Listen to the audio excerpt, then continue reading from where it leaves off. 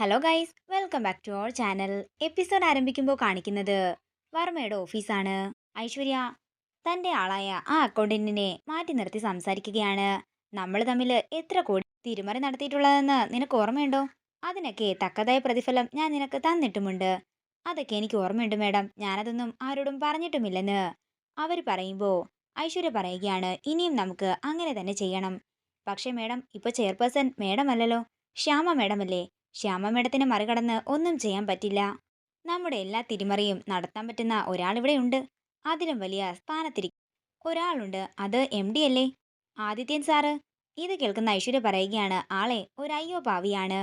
ആളെ പറ്റിക്കാൻ എളുപ്പമാണ്, ആൾക്ക് ഓഫീസ് വർക്കൊന്നും അത്ര പരിചയമില്ല. ഈ സാഹചര്യം നമ്മൾ പരമാവധി മുതലെടുക്കണം. ആദിയേട്ടനെയും അഖിയും തമ്മിൽ എങ്ങനെയെങ്കിലും തെറ്റിക്കണം. അതിനൊരു ഐഡിയയുണ്ട്, ഞാൻ പറയുന്നത് നീ അതേപടി അനുസരിച്ചാൽ മാത്രം മതി.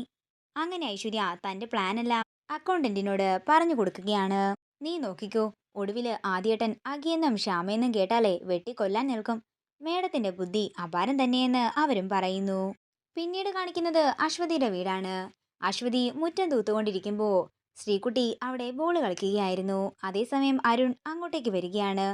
അരുണിനെ കണ്ടയുടൻ പരിഭ്രാന്തിയോടെ തന്റെ അമ്മയെ നോക്കുകയാണ് അശ്വതി. അങ്കിൾ എന്താ എന്നെ വിളിക്കാത്തതെന്ന് ശ്രീകുട്ടി ചോദിക്കുമ്പോ അങ്കിളിന് അല്പം തിരക്കായി പോയെന്ന് അരുൺ പറയുന്നു. അങ്കിൾ എന്നെ ഇടയ്ക്കിടയ്ക്ക് കാണാൻ വരണമെന്ന് ശ്രീകുട്ടി പറയുമ്പോൾ അരുൺ പറയുകയാണ്, ഞാൻ അതിന് ശ്രമിക്കാം മോളെ. പിന്നെ മോൾക്ക് എന്തൊക്കെയാ അങ്കിൾ കൊണ്ടുവന്നിട്ടുള്ളതെന്ന് കാണണ്ടേ? തുടർന്ന് അരുൺ കുറച്ച് സ്വീറ്റ്സ് ശ്രീകുട്ടിക്ക് കൊടുക്കുമ്പോൾ ശ്രീകുട്ടി പറയുകയാണ്, ഇതെനിക്ക് അങ്കിൾ തന്നെ വായി വെച്ച് തരണം. മോളെ, ഇവിടുന്ന് വാരി തരാമെന്ന് അരുൺ പറയുമ്പോൾ അതൊന്നും പറ്റില്ലെന്നും അകത്ത് വന്നിരിക്കണമെന്നും എനിക്ക് അങ്കിളിനോട് കുറെ സംസാരിക്കാനുണ്ടെന്നും ശ്രീകുട്ടി പറയുന്നു. അത് വേണ്ട മോളെ, മുത്തശ്ശി അകത്തുണ്ടെന്നൊക്കെ അശ്വതിയും പറയുന്നുണ്ടെങ്കിലും അതൊന്നും കേൾക്കാൻ ശ്രീകുട്ടി തയ്യാറാകുന്നില്ല. അമ്മ എന്തെങ്കിലും പറഞ്ഞാൽ ഞാൻ അതിന് മറുപടി കൊടുത്തോളാം എന്ന് പറഞ്ഞുകൊണ്ട് ശ്രീകുട്ടിയെ കൊണ്ട് അകത്തേക്ക് കയറുകയാണ് അരുൺ. അതേസമയം അവരുടെ അടുത്ത് പേടിയോടെ നിൽക്കുകയാണ് അശ്വതി. അതേസമയം വനജ അങ്ങോട്ടേക്ക് വരികയാണ്. വനജയെ കണ്ട് ഞെട്ടലോടെ നിൽക്കുകയാണ് അശ്വതിയും അരുണും. മുത്തശ്ശി, ഇതൊക്കെ അരുണങ്ങൾ കൊണ്ടുവന്ന ചോക്ലേറ്റ്സാ, മുത്തശ്ശിക്ക് വേണോ എന്ന് ശ്രീകുട്ടി ചോദിക്കുമ്പോൾ ഇതൊക്കെ അമ്മയും മോളും കൂടി കഴിച്ചാൽ മതി, എനിക്ക് വേണ്ടെന്ന് വനജ പറയുന്നു.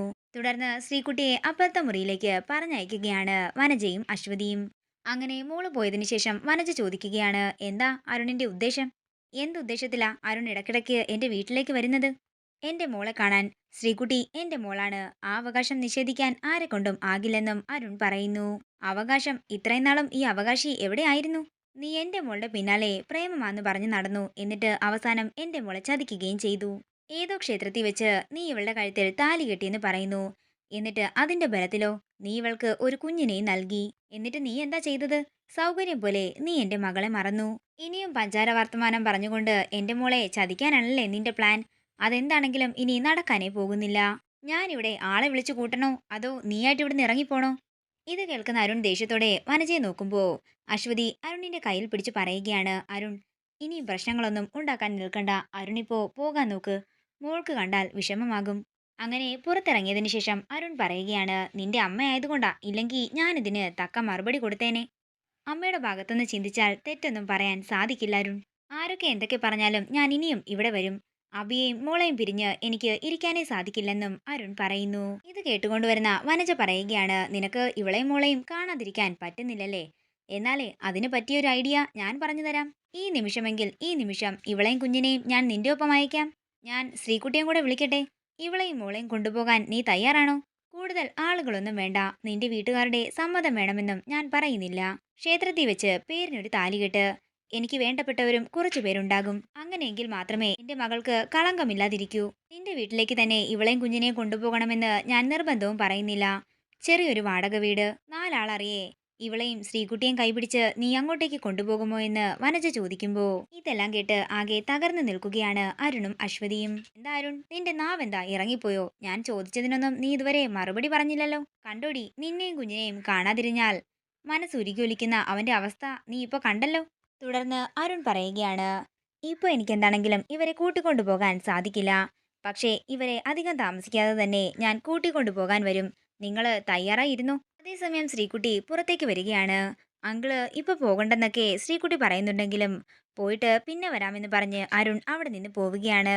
ശ്രീകുട്ടി അരുണിന്റെ അടുത്തേക്ക് പോകാനായി വാശി കാണിക്കുന്നുണ്ടെങ്കിലും അശ്വതിയും വനജയും ചേർന്ന് മോളെ പിടിച്ചു വെക്കുകയാണ്. തുടർന്ന് കുട്ടി ബോധം കെട്ട് വീഴുകയാണ്. ഇത് കണ്ട് ഞെട്ടലോടെ നിൽക്കുകയാണ് അശ്വതിയും വനജയും. പിന്നീട് കാണിക്കുന്നത് ആനന്ദ നിലയമാണ്. ഓഫീസിൽ നിന്നും മടങ്ങി വരുന്ന ശ്യാമയും അഖിലിനെയും കാത്തു നിൽക്കുകയാണ് വസുന്ധര. ഇതോടുകൂടി ഇന്നത്തെ എപ്പിസോഡ് ഇവിടെ തീരുകയാണ്. വീഡിയോ ഇഷ്ടമായെങ്കിൽ മറക്കാതെ ലൈക്ക് ചെയ്യുക, ഷെയർ ചെയ്യുക, കമന്റ് ചെയ്യുക. കൂടുതൽ സീരിയൽ അപ്ഡേറ്റ്സിനായി മറക്കാതെ സബ്സ്ക്രൈബ് ചെയ്യുക നയൻസ് ക്രിയേഷൻസ്.